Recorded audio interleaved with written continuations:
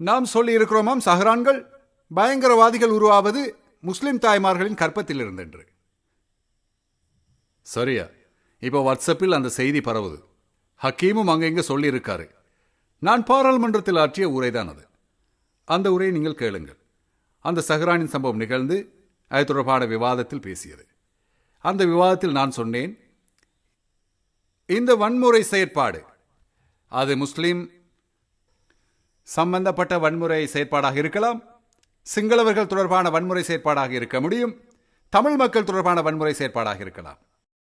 இந்த வன்முறை மோதல், பயங்கரவாதம், இந்த வன் செயல் உருவாவது அடிப்படைவாத கற்பத்தில். சரியா? எனக்கு ஹக்கீமுடன் பெரிய கோபம் இல்லை. சில வேளை அந்த வசனம் விளங்கலையோ தெரியாதானே, அதனால் மன்னிக்கணும் தானே. நாங்க சொல்றது என்ன, சஹரான்கள் உருவாவது முஸ்லிம் அடிப்படைவாதம் என்ற அடிப்படைவாத கற்பத்திற்குள் இருந்துதான் சஹரான்கள் உருவாகிறார்கள். அடிப்படைவாதம் தான் கற்பம். சிங்கள இனவாதம் உருவாவது எங்கே? சிங்கள இனவாத கற்பத்தில். சிங்கள அடிப்படைவாத கற்பத்தில் தான் சிங்கள வன் செயல் உருவாகின்றது. திகனைக்கு தாக்குதல் நடத்தினது பொது சிங்கள மக்கள் அல்ல. அலுத்கமைக்கு தாக்குதல் நடத்தியது பொது சிங்கள மக்கள் அல்ல. யார்?